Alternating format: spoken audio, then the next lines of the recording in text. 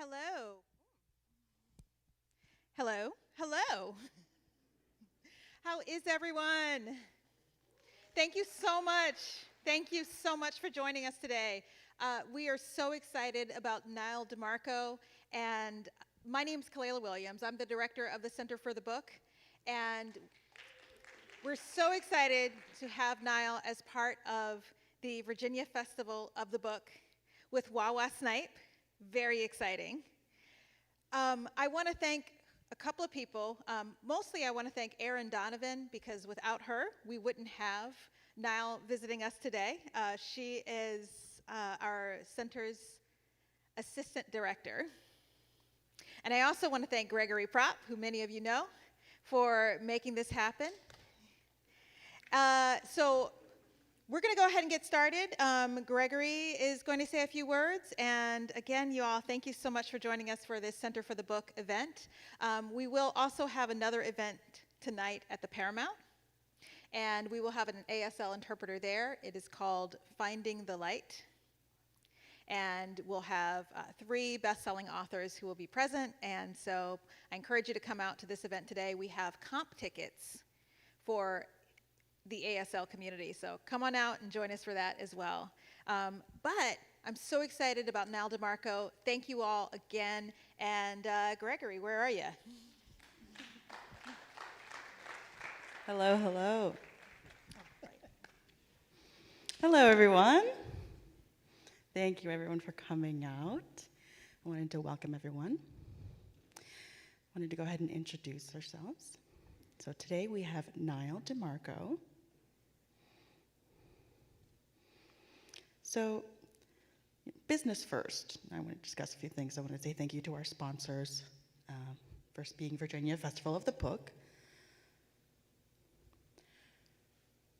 Our program for several years has wanted to bring Nyle DiMarco, but there's been a lot of logistical things happening. So this year we finally made it happen, and we really could not have done it without everyone's hard work. So thank you so much. Another sponsor is the University of Virginia ASL Department.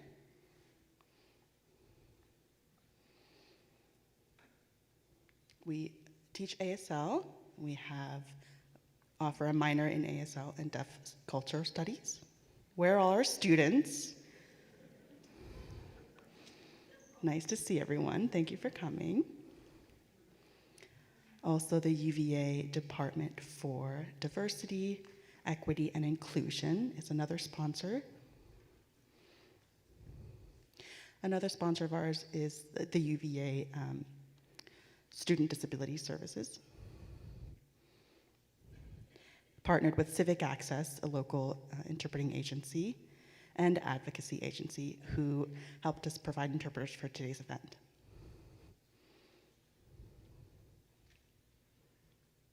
So thank you again to all of our sponsors. Another person to thank is Wawa Snipes. He will be our interviewer today. So we're very happy to have him here at the same time of this festival. He was performing in the Deaf Opera here, so it was a really nice opportunity to have him here as well. So their final and third performance is tomorrow night. So if you haven't seen the Deaf Opera, Orpheus and Erica, please go ahead and get tickets for that. I strongly encourage you all to go see it. Thank you to our sponsors. Thank you to Wawa.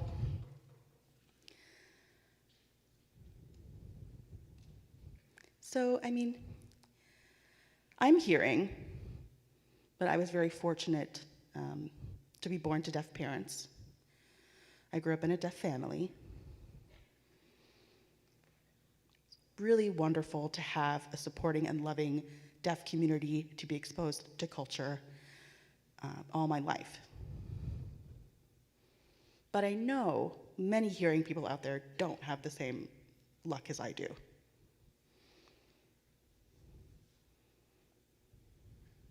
But every once in a while, Something or someone happened to bridge the divide between the hearing world and the deaf world. And these two worlds can be connected, believe it or not. The Deaf President Now movement from Gallaudet University, NAD, National Association for the Deaf, Deaf West Theater Group, the movie Children of a Lesser God, the Coda movie that recently came out, the TV show Switched at Birth, Deaf U,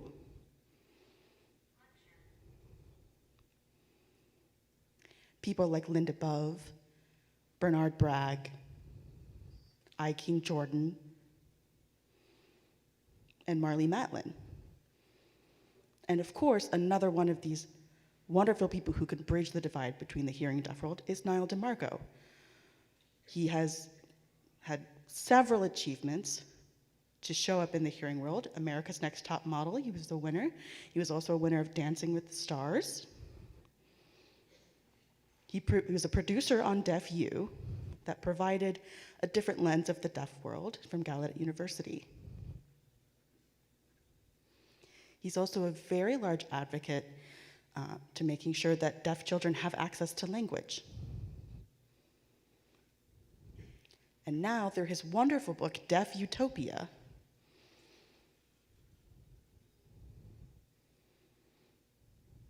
his memoir, and a love letter.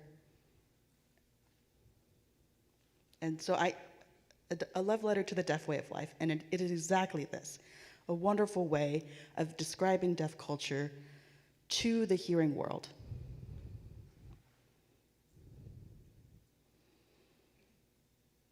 There are deep personal passages in this book that describes his experience growing up as a deaf person. And so now we get to share more about that and his life. So please, please, please give a warm welcome. The actor, producer, model, advocate, yada, yada, yada, all these things, is here today. Also an author, Nyle DiMarco.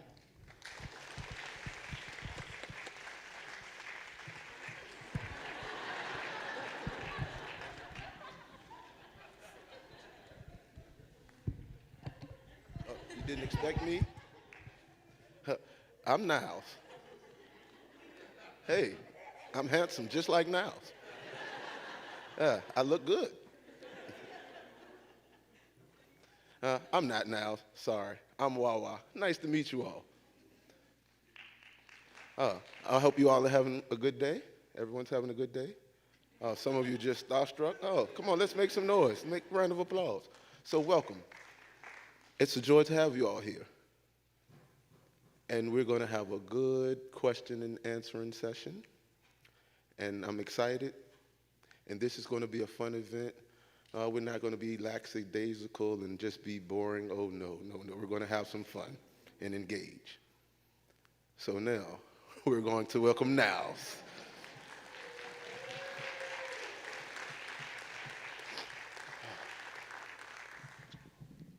This guy might not be Nyle, but he definitely meets the handsome level.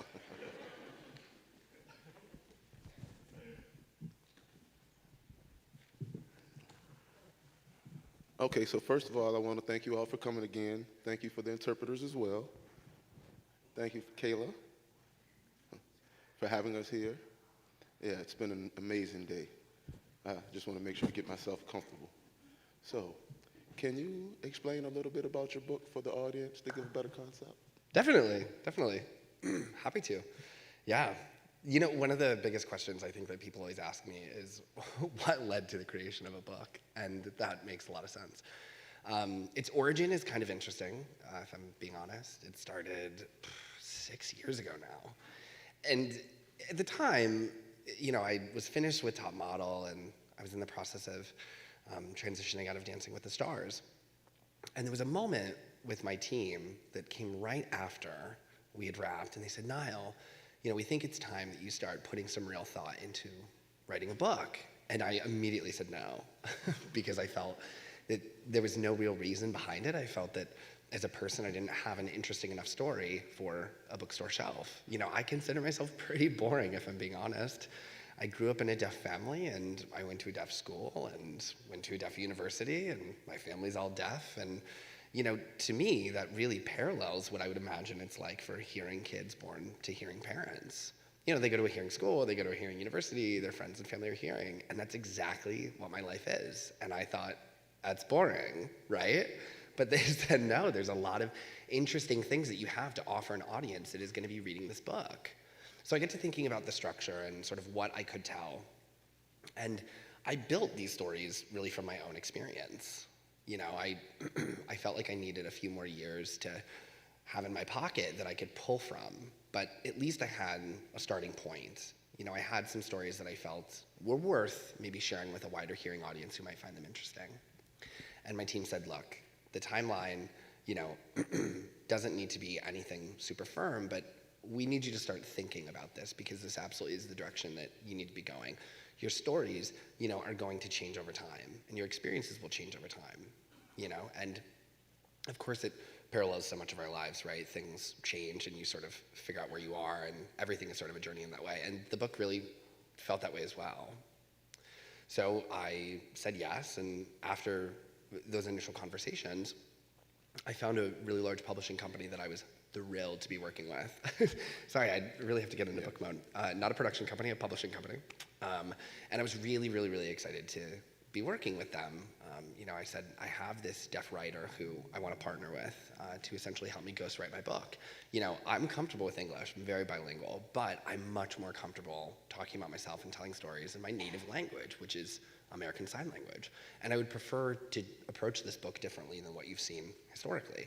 I want to sign everything, essentially. I want my vision for the book to be done in American Sign Language, and then I'd like to work with this writer who essentially will transliterate that and then interpret it into a book on page. And the publishing company was a little hesitant, surprisingly. They gave me a little bit of pushback, and I had a chance to show them the writer's work, and the publishing company said, this guy just doesn't have what it takes. This is a very high stakes project and we need more. The writing style contains a lot of errors, and we feel that it needs to not be a deaf person. It needs to be a hearing person, and we'll assign you a writer. We'll help source someone, and we'll hire you that ghostwriter that we feel would be perfect. And that did not sit right with me, because to me, it was very simple how I wanted to tell the book. But to do that to a hearing person requires history and context and layers and nuance and all these things that I don't have to share with a deaf person sitting across from me who shares the same experience. To me, that was suddenly a daunting and impossible task. And I accepted a couple meetings, but having to do that through an interpreter, I mean, I love you, but my God, my interpreter's expensive. They cost money. And throughout that process and those discussions, the experience just became not only convoluted, but really just bad. And so right from the get-go, I said, I want to break this deal. I want to find another publishing company who believes in the project the way that I do and will support hiring a hearing writer. It's as simple as that. And my team said, look, this is a massive deal. This is a huge company. They are going to sell your book better than anyone. And I said, no, they won't. No, they won't. And they can't. So I left, and I said, we could find a smaller publishing company, right? This project is much bigger than what this publishing company is. And also, the plans that I have in producing this are bigger. And throughout that process, especially, if you look at the entertainment industry and my experience there of trying to produce things and trying to tell stories, in TV and film, it's one thing that I've always pushed is hiring deaf people, which really led me. All of that experience and all of that genuine, authentic content that I was able to create really led me to a very confident decision. Yes, I need a deaf ghostwriter. And so we met HarperCollins, and HarperCollins went toe-to-toe with that other publishing company. They were just as big and just as bad. And I said, I want to work with this deaf ghostwriter, and this is all I care about. It's either happening this way or it's not happening at all. I don't want to look at any other options, period. First of all, I've known the ghostwriter, Bobby, since I was a kid, and it made so much sense. And HarperCollins said, yes, yes, yes, yes, yes. And it ended up being a bestseller. And the other publishing company said no, and I can't imagine how they're feeling now, but my deepest condolences.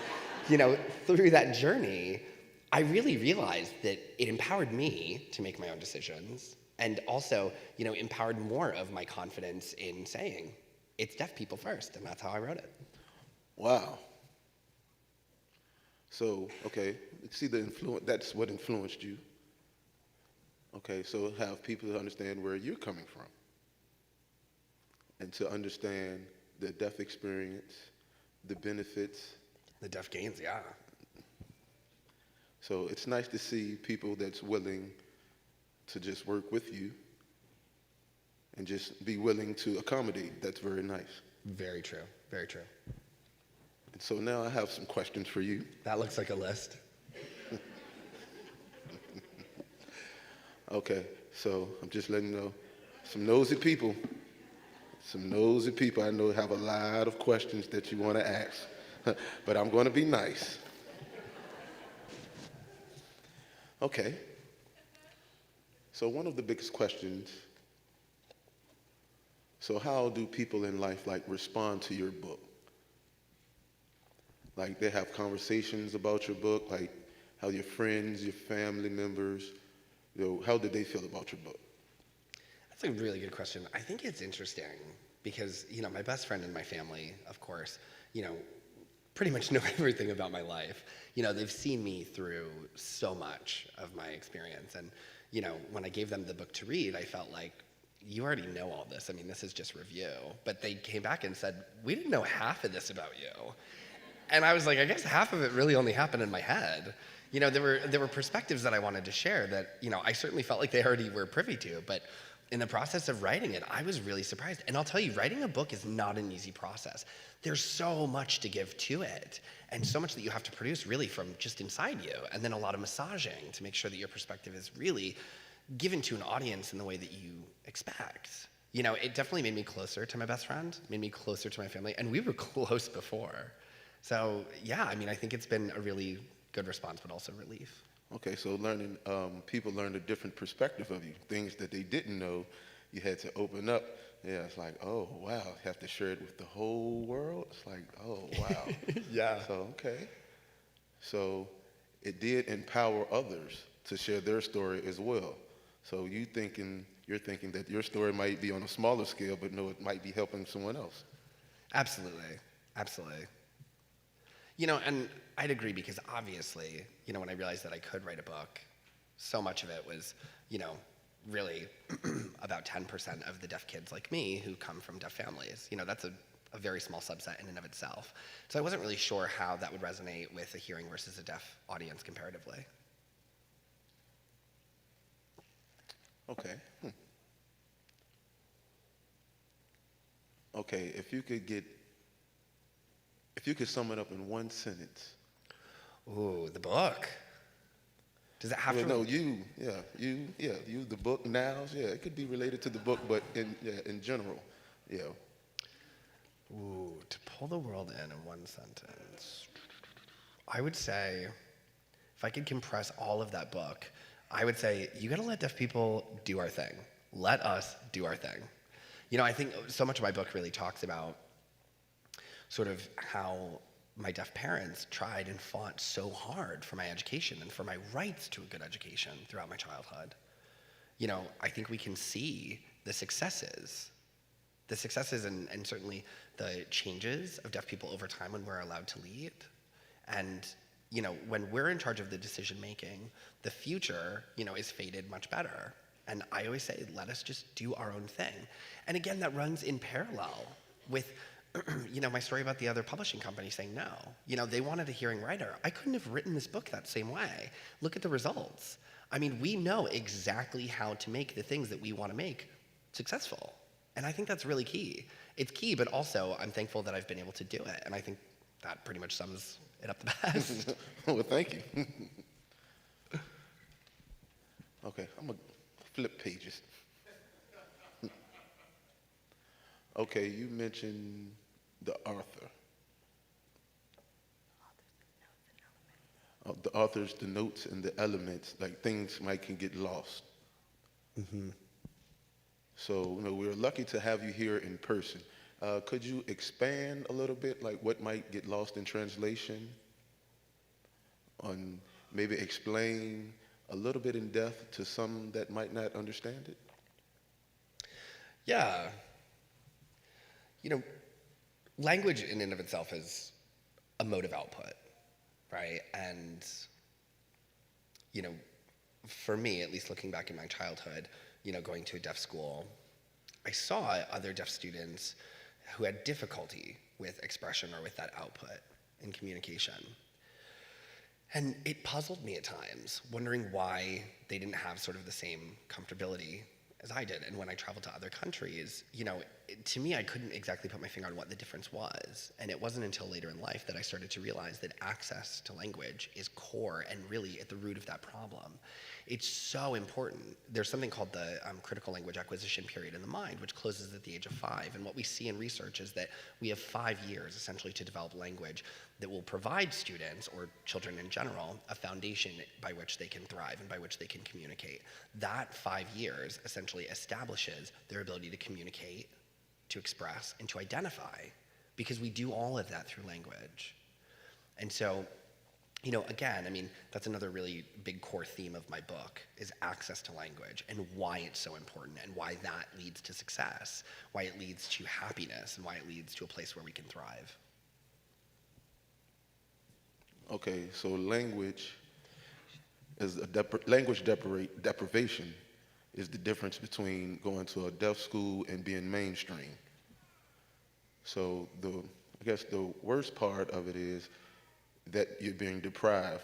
Deaf children are being deprived if they're put into a mainstream school with other hearing students, and then they're limited to different language and access. And so versus going to a deaf school, you have full access to language and everything. Absolutely. So starting at the age of 5, the first 5 years, is it good to teach the children sign? Absolutely. Yeah. Research proves that past the age of 5, without access to language, you know, certainly a foundation in language that's so key, causes brain damage.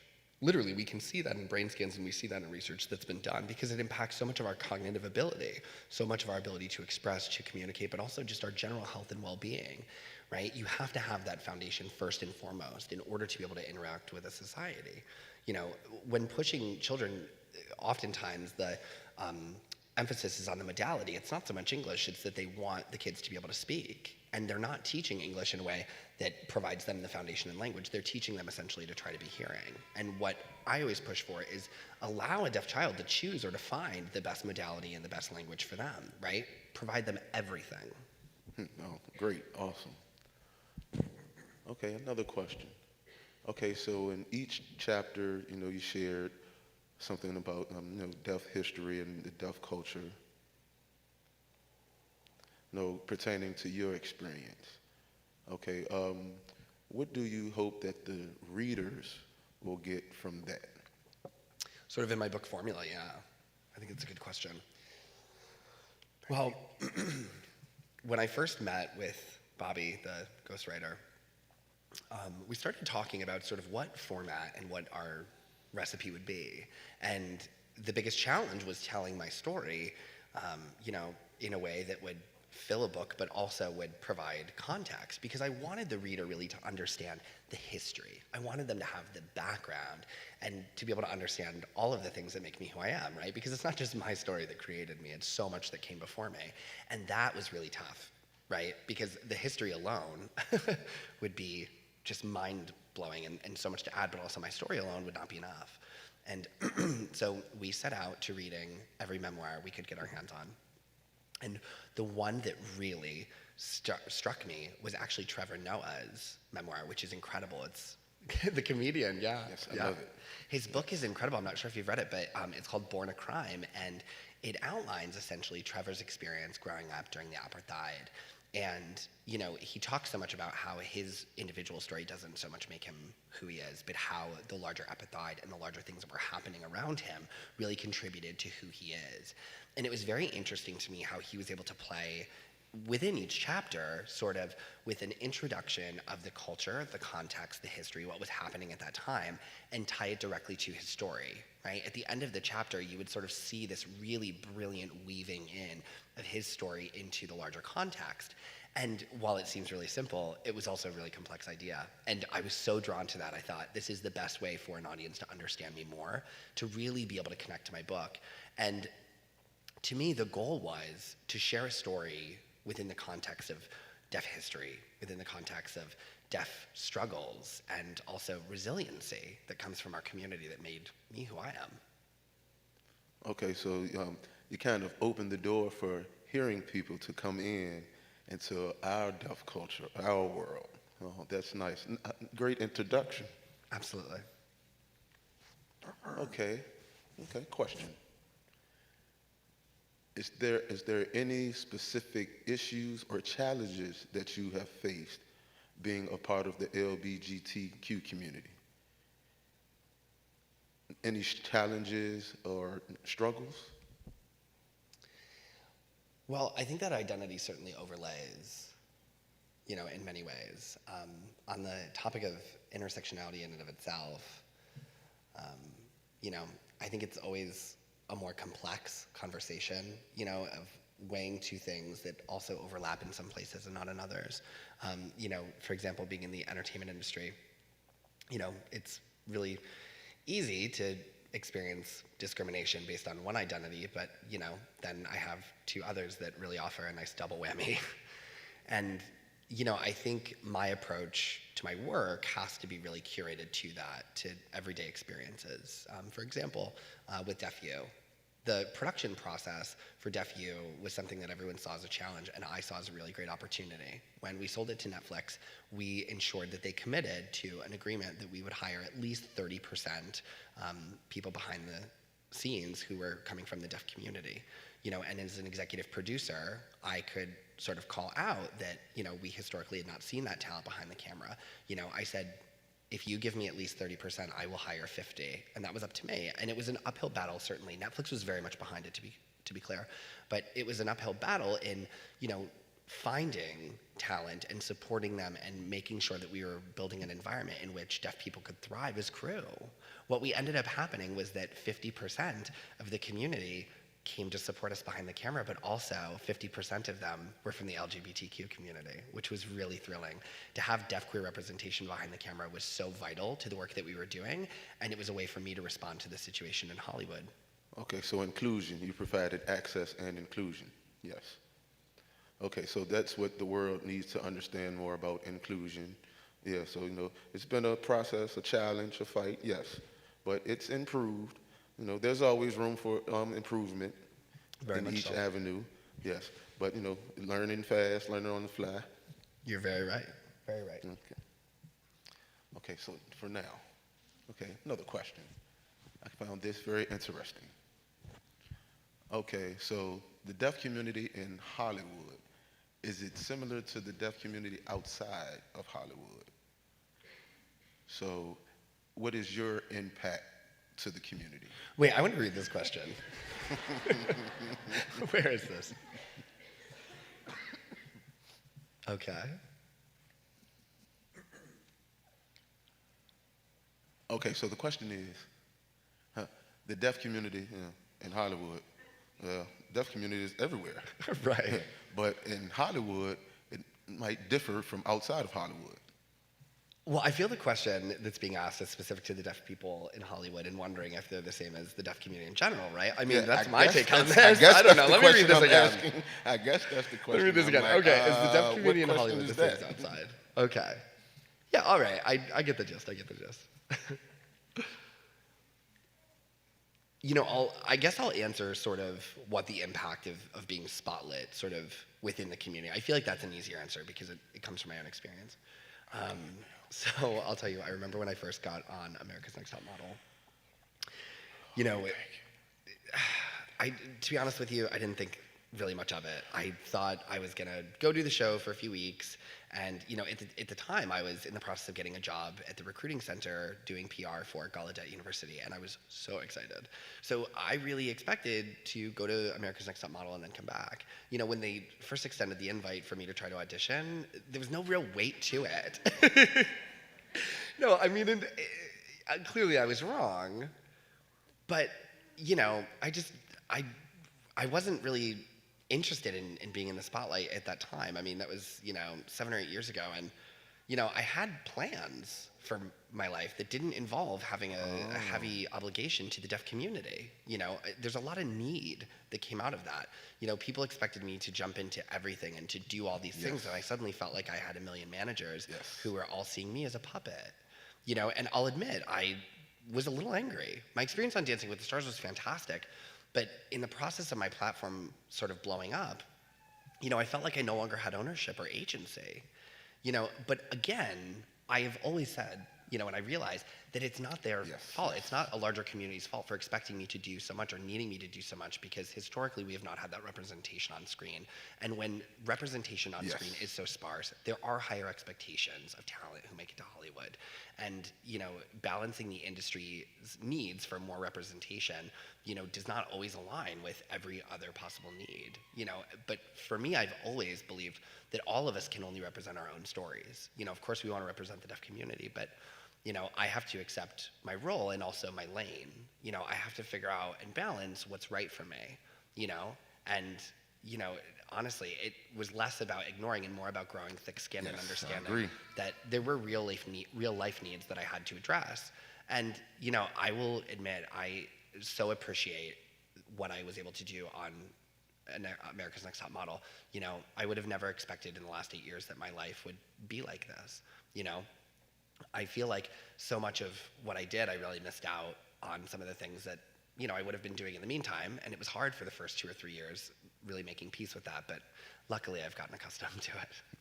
Yes, it could have been overwhelming in the beginning, having to find your own way, nobody to help guide you. So it's like, okay, I have to change things for the better for myself. Yeah. I fully understand, totally get it. Definitely. Okay. So how many of you all have TikTok? Raise your hand. Raise your hand. Stop lying, raise your hand. I know you all. I know many of you have TikTok. Yeah. So, okay. All right. I know you guys are looking and using your phones and laughing, okay, and sharing and everything, and making yourself available, but I have TikTok as well. I'm telling you, don't be shy about it. I love it. I was just reading yesterday, there's over 100 million Americans with TikTok in their pocket.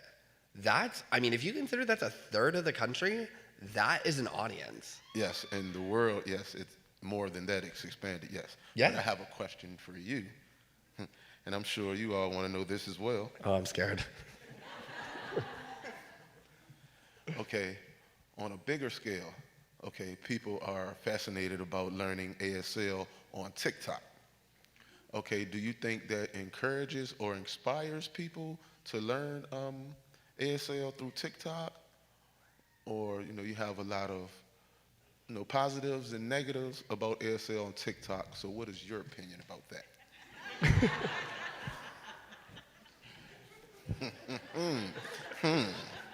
I mean,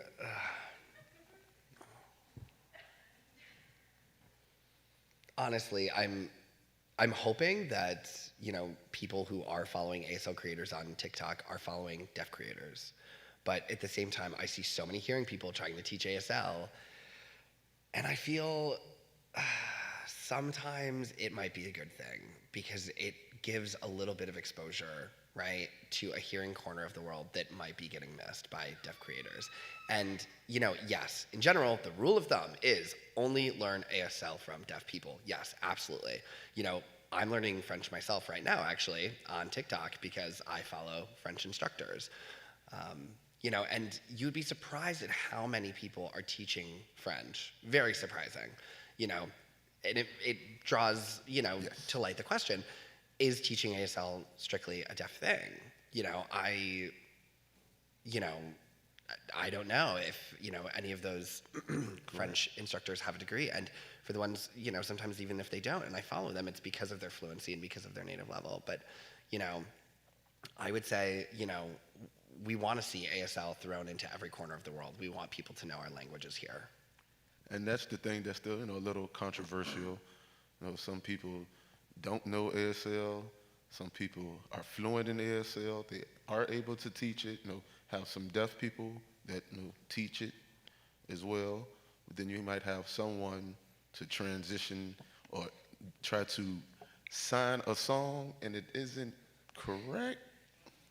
You know, I feel like TikTok, you know, if you're looking at, say, the algorithm, it's really incredible, right?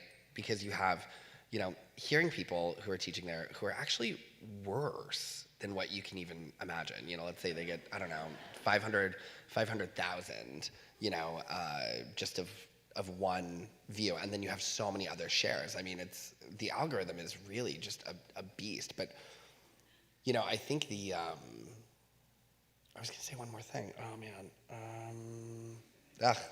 Yeah, but no, I think that's a really good point. You all can be the judge of TikTok. Oh, TikTok. Oh, I can't remember what I was gonna say. Okay, I like this question. Okay, what is your greatest passion? Okay, is it acting, producing? Okay, I get it. I remember now. Hold on. Excuse Hold me. on. I got it. Okay, so I think people on Excuse me, TikTok excuse who are me. teaching, I think there are people who are deserving of that. A great example of that would be Jasmine. She's There you go. incredible. I mean, the things that Jasmine is doing on screen are phenomenal. And now she's taken off, and it's so exciting. Whether or not it's perfect every time, perfectly correct or not, it's thrilling to see that, I mean, and she's one of the best out there doing music. Her translations, best I've ever seen in my life, and I would say she's, probably the best out there. I just think she's so deserving of that spotlight and so deserving of the attention that the algorithm gives her. I think people who really genuinely work and deserve it, they find their path. You got it. Now, what is your passion? Okay, all right, wait, let me read this again. Right here. Right here.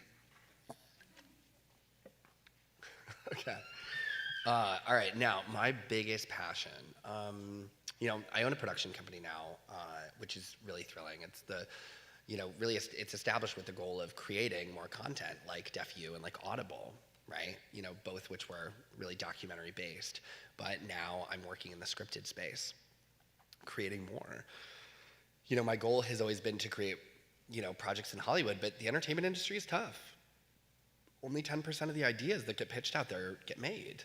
I mean, you have to think of how many ideas that not just myself and my team are pitching, but so many thousands of other production houses out there are, and it makes the work that I did on Deaf U, stand out even more. Having half of the crew deaf and half of the crew hearing, it was something that I did essentially to create a blueprint for a larger Hollywood so that in 10 years when we have an empire on our own, we don't have to rely on hearing people's approval. We can rely on buyers who are deaf in the room and buyers who have the money to invest and to create. So I would say my biggest passion right now is really TV and film. Okay, so, all right, Hollywood. That's right, We're pay coming. attention, Hollywood. We're coming. That's right. Okay, so I was involved with the Sundance Festival. And we were networking. Just met so many amazing directors, producers. And they simply said they got started by just writing. Using people to help, help with finances. And, sometimes they might have started with their own cellular device, their own cell phone, and started recording and started from there. Yeah. So have to just start small. So when you start something, it starts with you. You cannot depend on everyone else. You're very much right. Yeah. It's a big part of manifestation, right? You write it, you put your energy into it, and then you release it out there, and that's how things happen. Oh.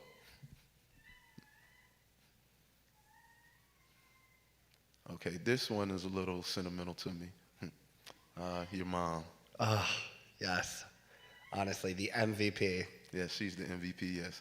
Moms knows best. Okay, so your mom is a big part of Deaf Utopia. And she loves it, and she's very encouraging of you. And someone from her generation and history and background what are you doing to continue the legacy? So much, so many things. I mean, first, growing up, I had the incredible opportunity to see my mother as such a huge advocate. My brothers and I were able to see her fight for rights and access in an educational system that would really limit us. My mother fighting with the school board and with the principal and with the administration and going to protests and really leading the charge to improve education for deaf kids in the 90s and to improve awareness of how vital it was that we were given exposure in a proper way to ASL. And, to me, finding this platform after being on 2 TV shows and having it blow up sort of overnight, I realized that while I wanted to pursue work in the entertainment industry, I wanted to do good, and I wanted to do good with the platform that I was so lucky to have. I wanted my impact to be on a much larger scale and to take full advantage of it. I wanted to really glean so much of what I had learned from my mother's activism and weave it into the work that I'm doing. A big part of that was establishing my own nonprofit, the Nyle DiMarco Foundation, which, the goal was to better the lives of the millions and millions of deaf children around the world who don't have access to language before the age of 5. Another big piece of that was establishing a production company that would create content from a deaf perspective, but would hire people from my community. It's exactly what my mother advocated for back in the 90s. It seems like maybe she was just working against a simple deaf school, but she was working on a larger scale for our community. My mom's work absolutely is built into everything that I do. Yes, and the manifestation that your mom had, you are doing it. You're continuing that legacy. Yeah. So it doesn't stop. So that's nice. And you're also inspiring others to do the same as you, or if they have a different idea, to give them the inspiration and opportunity to do it, and you're passing that down. So again, no, it starts with you. So I think that's a very beautiful thing. So that's it for now. All right. All So right. I'm pretty sure you all have some questions. So if you would like to ask a question, just please come up to the microphone and make sure that the interpreters are able to see you as well. And if you need an interpreter to sign for you, that's fine as well. Please don't be shy. We won't bite. Ooh, and also, just to add, no tough questions. We've been through, I'm kidding. Bring them on. So yeah, I want to thank you all so much. Yes, be nice, please don't fight. Okay, any questions? Okay, over Right there. here, I'm ready. So first of all, I want to say thank you so much for coming. It really makes Charlottesville proud to see you here, so thank you so much. Secondly, I've read the book. It's absolutely wonderful. It's such a good story that everybody should read. I wanted to ask you, really for them, your experience as a student, as a mainstream student in a hearing school, compared to your experience in a school for the deaf. Would you mind expanding on that? Sure, no problem. So it started when I was in the lower grades. I had moved essentially down to Austin, Texas to be with peers who signed like I did, and also to be in a deaf school where the administration and the superintendents and the school board were all really set up and were deaf. They came from my community. And a year later, I told my mom, I said, I am done with the deaf school. I want to go to the hearing school. And my mom said, what? I just moved you across the country for a better education, and you want to go where? And I said, look, I just want to learn what hearing classrooms are like. I didn't know what hearing students were like. I didn't know if they learned the same stuff that we did. I didn't know what their classrooms were set up like. I didn't know what the teachers were up to. And I had felt like I had been living in this sort of deaf box of my own for so long. It just felt like there was this big wide world out there and I wanted to see it.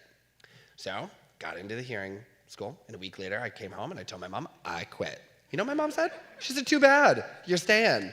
I was floored, I was crying, I was fighting, I was doing all the things. Mom knows best. That's right, I told her, this isn't fair. I said, what is your problem? Why do you not like me right now? Like, I don't want to do this anymore. My mom said, listen, the reality is the world is hearing. And at some point, you're going to have to learn how to interact with hearing people on a larger scale. And let me tell you, it was a very tough year. But it was also not only tough on many levels, it was insightful. every single day when I went into school, it was like I was wearing a jersey, and on the front, emblazoned in big block letters, was DEAF. You know, I mean, there were so many people that I met who, you know, I remembered their name, you know, and I sort of had like a surface level friendship with them. You know, I don't know if they remember me, but, you know, they didn't know what I liked. They didn't know what my passions were, what I watched when I went home from school. You know, there wasn't much substance there. It was really no more than, you know, I was the deaf boy in school. And when I got back to my deaf school, you know, I was able to chat, I was able to hang. I mean, and that was really key for my growth, you know, and for my own development. You know, to be able to go to a school with people who identified the same way that I did, and who could communicate the same way that I did, you know, was great. I was finally able to get rid of that ugly jersey, and I wasn't the deaf kid anymore. You know, I was just a kid who was learning and challenged and, you know, making mistakes and doing my thing. It was a really, really, really important experience for me of growth and identity, but it taught me, you know, that being in the deaf community, I not only lose my sense of self, but being in the deaf community, I don't lose my sense of self, and I can thrive, you know? So what I missed all during the day, I would really try to catch up on at night when I would go to the deaf school for activities, you know? What grade was that? Fifth grade. Fifth. Yeah, it was a huge impact on me.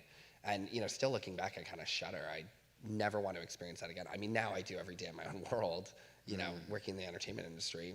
The majority of people that are sitting around a table for me are hearing, you know, but thank God for that fifth grade experience, because I think, you know, I might not be as well versed in sort of hearing culture and not be so passive, you know, and patient. Yeah, check that off the list. Good, Thanks. great question. Any other questions? I'm hearing. Thank you for being here. And my sign is bad. We work in movies and would love to be more inclusive, and have had members of the deaf community on our sets. Where do we start to make our sets more inclusive for our? We have lots of hearing people, speaking people, hearing people on set who don't speak any sign at all. Where do we start to become more inclusive on our sets, to make our sets more welcoming and inclusive of the deaf, of all communities, but specifically the deaf community? Yeah. Great question. To be honest, yeah, I mean, I think that's a very loaded question. It's tough. It's so tough to answer, because I don't think there is any one right way to answer that as far as the first step, you know? I mean, I think it sounds so simple, right? Just hire deaf people. You know, there are deaf people in this room who, you know, have a lot of qualifications, and, you know, that's many times their starting out entrance. But there's another thing that is always helpful called the Inevitable Foundation.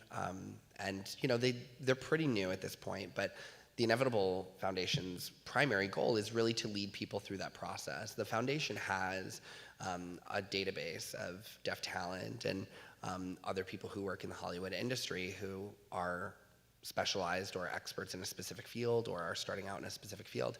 And so if you reach out to them, they can actually bring you a list of names and guide you through the process, which, you know, they can help make your sets and your sound stages much more accessible. They're new, and I think people really need to start taking a look at them.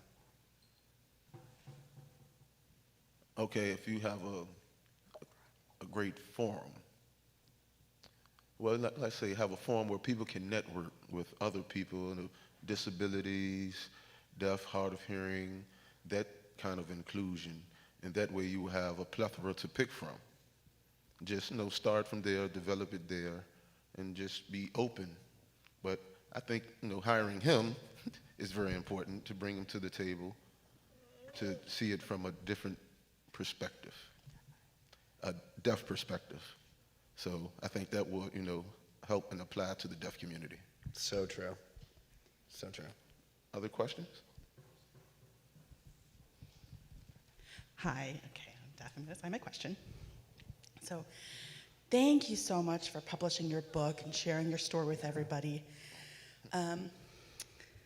last year, the book True Biz came out the same time as your book, Deaf Utopia. Yeah. And that really inspired me to share my story. I have a story that I want to tell too, but now I'm becoming more and more serious because of these two books that have been published. You mentioned your production company, all the networking that you've been doing within the entertainment industry. Can we maybe start a network of deaf authors who want to share their story? Yeah. I feel like sometimes I'm at a loss to find other deaf authors, so I'm just a good suggestion for you. You know what's funny is we were just downstairs in the green room and we were talking about finding these deaf writers. And one of the things that Wawa mentioned was that there's a large audience in other countries of other writers who are deaf, and I think that's absolutely something we got to figure out and build. Oh, sorry, I missed that. I'm so sorry, I missed all of that. Yeah, I didn't want to leave anything out. Yeah, we were just, had this discussion, and when flying to other countries, for example, Japan, they have someone right there, books, everything. Different countries, yes, I've seen it several times, but here in the U.S., why don't we have the same thing? Because deaf people have a story to tell as well. Oh, very much so. Yeah, so at the same time, it's like, well, it might be boring, or deaf person might feel like, that my English isn't all that great, and just have to sign. Well, you can sign it and have someone to write it for you. Exactly. And that will be the inclusion. Yes. So deaf people have amazing stories. Yes, my wife, she's an amazing writer. She wrote a book last year.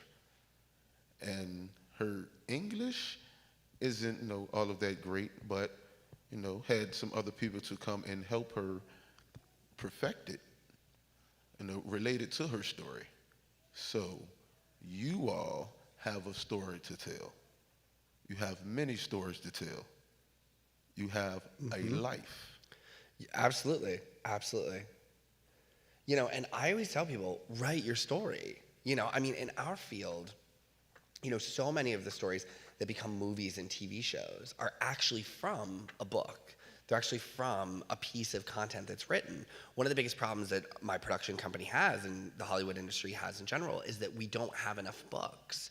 People are searching for things that don't exist yet. Exactly, which is why we need that. Yes. Oh no, I'm keeping my eye out for this network. I am because it's something that we so desperately need. One of the other battles that we're facing right now that is of huge impact is that people will ask us for something called IP, which is called intellectual property or IP in the industry. And one of the biggest issues is that IP tends to be in ASL forms as vlogs, right? IP typically is, let's say a Twitter thread or a book or a short story. And the Hollywood industry in general doesn't understand how an ASL vlog can be considered IP because it's a visual language, right? And so, yes, absolutely, write the book. Yes, get the network together because there's so many vlogs out there. We see so much of deaf people creating content in ASL that very much proves to us we have the books just in a different format. And so whether you figure out how to do it as a Twitter thread or as a vlog outline or as a transcript, absolutely do it.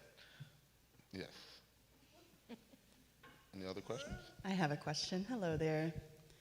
This is actually a question for both of you, Nyle and Wawa. So I guess Hollywood question got me thinking more about the Hollywood question earlier made me curious about how the two of you and your relationship with other deaf celebrities, deaf actors, producers, writers, et cetera, what does that relationship look like? And is there a sense of allyship?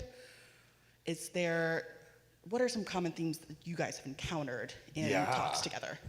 Oh, absolutely. It's all one massive cat fight. We're all in each other's business. No, I'm kidding. That's something else we discussed as well. We were just talking about this actually beforehand. We were just talking about it. It's so funny. I'll tell you, the relationships, primo, perfect. It's so great to be able to connect with other people in Hollywood. The problem is that we're so scattered. Geographically, we're very scattered. And, it's tough. I mean, it's so rare that we find a place where we're all together, as, say, a unit or like a cloud would be, that we really have had the experience to have. I'll tell you, it hasn't happened yet. We have yet to all get together as a group and really chat, which we need to. Yes, and it's an old movie called A Soul Food. And the grandmother's character in that movie, I'm pretty sure it can relate to, a lot of people can relate to that, the character. So the grandma in the movie said, out of the five, if you spread out, if you hit the table with with your hand and 5 fingers, you won't hear a sound. But if you make a fist with that hand and you hit the table, then that will make a sound and you will grab attention. So instead of being spread out like an open hand, let's come together like a fist. So that way we can all be on the same level to show who we are. And that will make people say, oh, okay, the hearing community. They think they know about the deaf community and filmmaking and writing and acting and, yada, yada, all of that. But no, instead of that, give us the camera. Hire our deaf writers, our deaf producers, so that we can show from a deaf perspective in filmmaking and movies. And it will be a little more authentic. But if you give us the camera and the writers and the directors, you will see everything through deaf lenses, a deaf perspective. And now that is what Hollywood is starting to do, open the door slowly but surely. Have a lot of talented deaf and hard of hearing people, children, adults. Yeah, they're ready to be seen. Thank So you. that's why we need to come together to make it happen. 100%. 100%. Hello. So far in your career, America's Next Top Model, your own production company, the nonprofit organization, throughout all of these things, are there any new projects that you want to share? Yeah, definitely. Wow. Yeah, there's a list, which is exciting. Trying to think of what I can say and can't say. There's actually one project that I'm still working on producing, which is really exciting, which is a historical piece on Deaf President Now. And let me tell you, it has taken quite a while to make it, but it requires so much curation, from the right people, the right buyers, to the right mindset, which is exciting. I mean, we're going to get there. The story is a very exciting one to tell, but, it's also a very complex one. So many people don't know about Deaf President Now.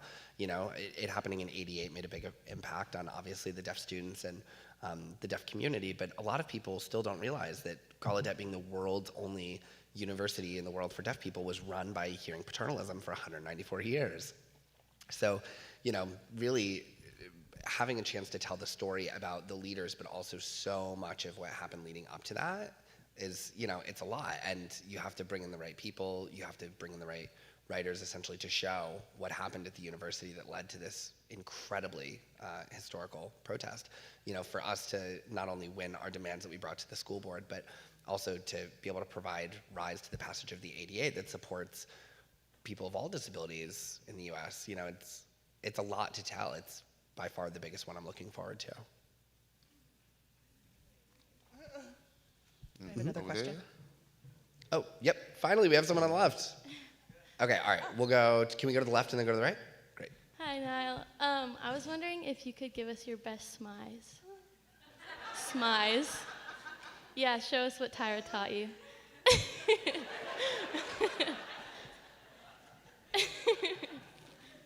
The smize, the smize? Yeah. It's like your model face. Yeah. You see this? Can you see it? Is it bigger up here? Yeah. You just got to make it fierce, that's all. You just got to make it fierce. Fierce and love. Yeah. Honestly, it's on the first date, that's what you want to give. You want to give them the intensity that you would have sitting from across the table. Hey, what's up, baby? Hey, how you doing? Oh, there it is. It's this. It's this. That is perfect. That is incredible. I just threw that out there. Right on the money. Over here. So I guess I have two questions for you. So I'm hearing, I want to introduce myself.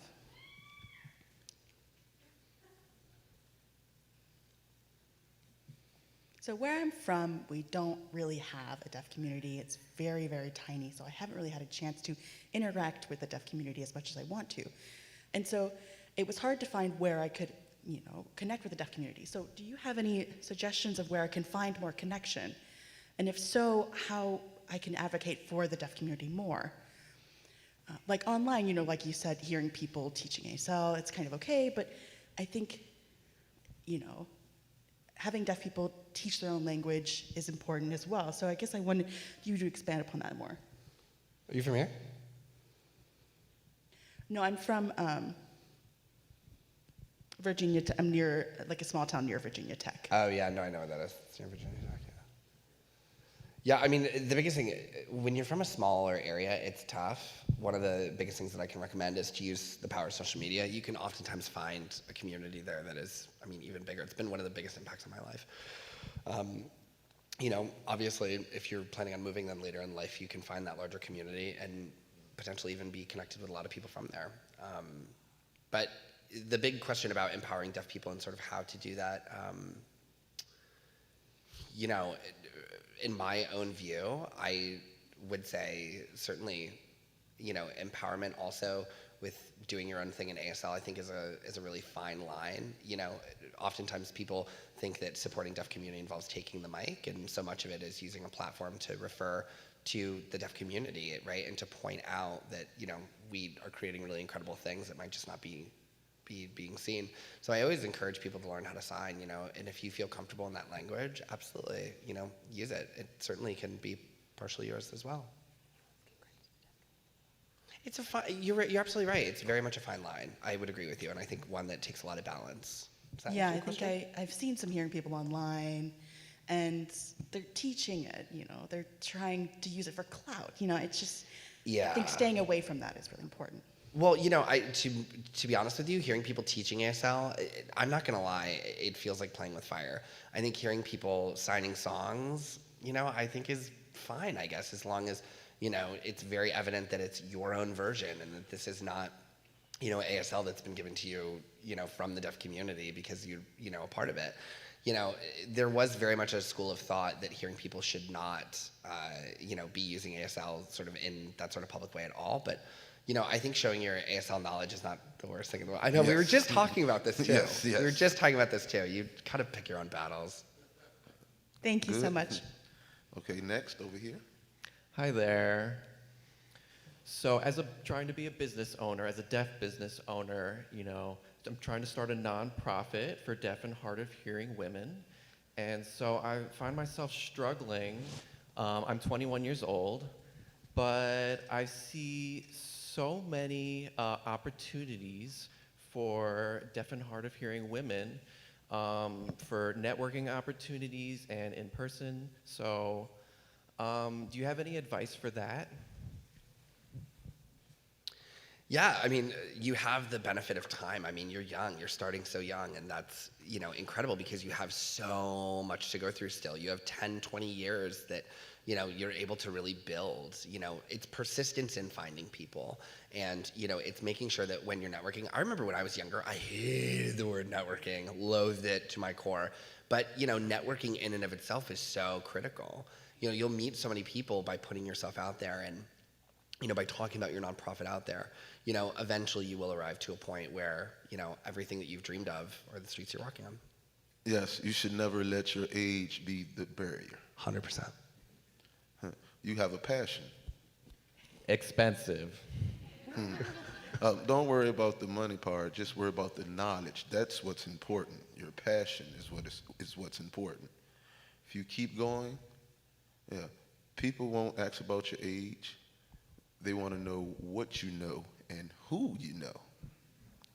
And throughout that process, it will work. It's going to take some time. But now, this world, they love instant gratification. Yeah. But patience is key. True. But that doesn't mean, be lackadaisical. No, you have to work hard and empower other people to work with you. You can do it. Thank you. Yeah. Much love. Hi.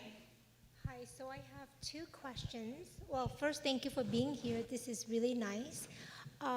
First question is, I don't want to generalize, but how come there is a tendency for hearing families not to have a humongous desire to learn ASL to communicate with their deaf child? That's the first question. So maybe I'll let you answer that first.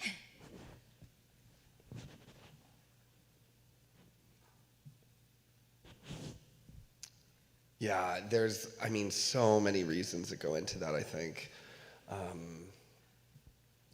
I would say,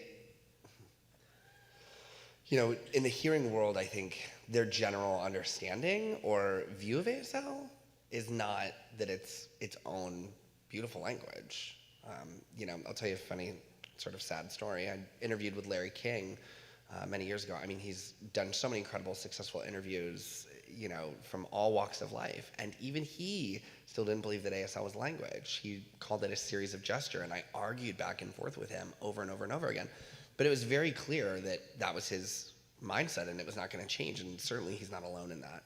So I think a lot of people don't believe that ASL is its own language, but also I think it's a big matter of lack of resources. So many people give birth to a deaf child in the middle of nowhere, in a corner of Idaho, and they don't know.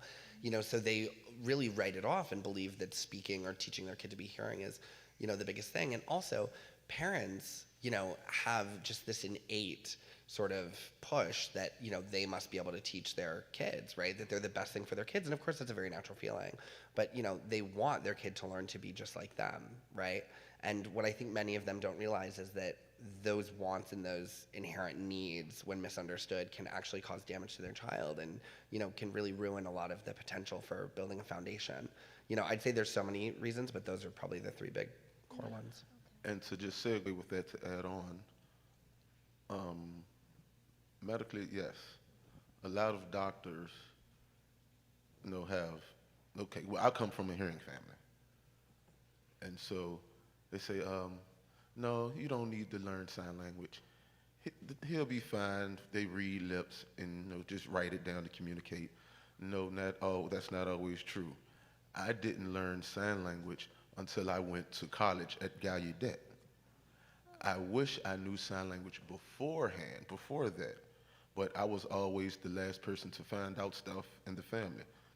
If you would say, huh? I'm like, huh? What? I thought, oh, you're just like me. And they say, so where's your hearing aid? So it was just a big shock. And then I found out there's other people out here like me that can sign. And it was just a big world changer for me. It changed my world. And so I was very timid at first because I didn't want anyone to find out my identity, my culture, that I wasn't fluent in sign language, but I wasn't the only one. I felt like I was going to a place to where I was welcome, I was needed, I belonged. I wasn't separated anymore. So I appreciate that. So medically, the doctor said, maybe give him a hearing aid or something to that nature. But the hearing aid and a cochlear implant is not the cure and will never be the cure. So people is the cure. That's just my opinion. Okay, thank you. And the second question is, Yep.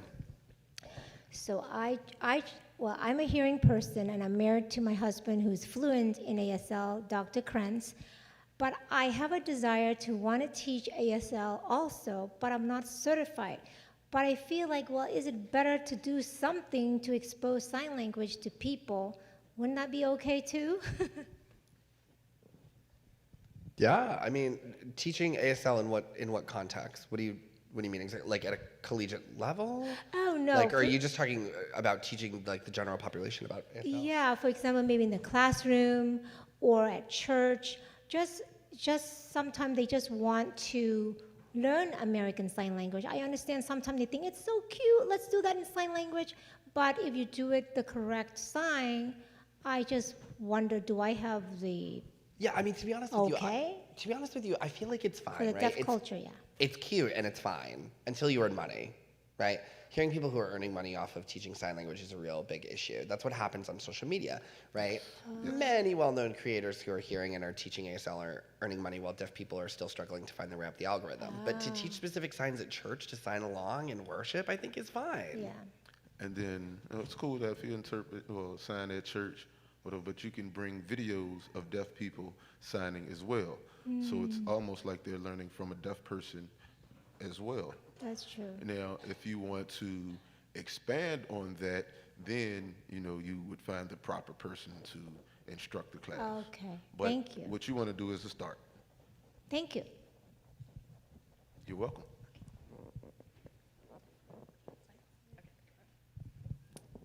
Hello. I just want to say I have been a huge fan of yours since America's Next Top Model. Thank you. So I was really excited to read your book. So I am a teacher at a hearing school, and I skipped school this afternoon to be here with you. So don't tell. Oh That's boy. right. And so just looking. Feel so honored. Yeah, well, thank you. So looking back at your time at a hearing school, is there anything that your teachers, like that you would have wanted to tell your teachers that would have made your experience any better? Like I said, I'm at a hearing school, but every so often I do have a deaf student. And I'm just wondering what advice you would have that I could make their experience better. I love that question. Growing up when I went to a mainstream program, one of the biggest things that I wish my teachers would do is find deaf authors or things that were written by deaf people, stories that were told by deaf people, so that I could really connect with my hearing classmates, my peers. I wanted them to understand me more. I wanted them to know more about me and my culture and be able to connect more. I would have really enjoyed that experience. And I so wish that it would have been considered. Working in deaf history or, the deaf community or any really thing provided by the deaf community curated from us into your curriculum is really great. Thank you.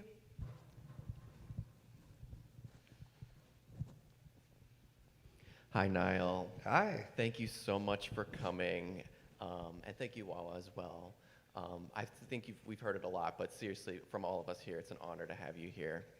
So everyone knows your name from America's Next Top Model, but not me. I was 12 at the time, so I've seen your videos on YouTube of Dancing with the Stars, and just wow. So the first time I saw your name was with Dancing with the Stars, and with you with the bandana, that one scene when you're dancing with the bandana. Can you let me know a little bit more about that experience? Definitely. That's a really good question. So the blindfold. Blindfold. It was a bandana. The blindfold, was actually really interesting. So we had been on the show now for the second week, and I was joking with my shirt, and I tied it over my head, and we did the dance perfectly. Because really, truthfully, if you look at dancing, you don't need to see, because it's all based on counting and simple math. And so as long as the counting can persist, right, you can stay on rhythm with the music. And so I didn't actually need to be able to see. And my dance partner, who thought it was funny, she thought I was just goofing off, was very impressed at the same time. And she was surprised that without my sight, right, obviously I was born with only 4 senses, I lost one, but to lose another one and really chop me down to size at 3, I could still perform. And we thought that that was a strategy that we should save for later, right? So as we got closer and closer to the finale, it became more and more of a fun, highly anticipated idea. We held it out until we felt like it would be really great. But yeah, it started as a joke, actually. Yeah, wild, right? Okay, Right. one more question, then we'll have to wrap it up. Yeah, this is our last one. What? Okay. Hi.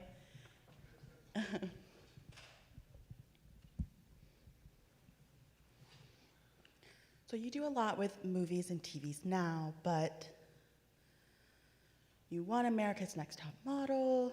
Do you feel like the fashion industry would hire you to do more things? Ooh, the fashion industry in general is harder than the entertainment industry, if I'm being honest. The entertainment industry, was that your question? Yes, yes. Yeah, the entertainment industry is already tough. It's very, very, very difficult. But the fashion industry is completely clueless when it comes to how to work with deaf people. before I had been signed with an agency, I was booking work, and I joined a massive agency, and I didn't book a single job. I mean, I really saw a massive decline because they didn't even know what to do with me. There were just so many mistakes that created a lot of frustration, and eventually drove me to focus full time on the entertainment industry, which was Let's protest. Let's do it. Let's do it. Get your pickets. We gotta go. I mean, there's a lot of gorgeous deaf people out there. I mean, we need to be on billboards, for Calvin Klein ads, or I mean, seriously, Wow. you're not wrong. Wow. Okay, thank you. Okay, thank you all. Did you all enjoy yourselves? I know some of you may have some more questions, but time permitting later, we can ask it during the autograph session, book signing. But no, thank you so much, Charlottesville, for having us, for Niles and myself. Yeah, thanks for coming. And again, we will be at the Deaf Orpheus America, and we will see you all tomorrow. Bless and stay safe and show some love.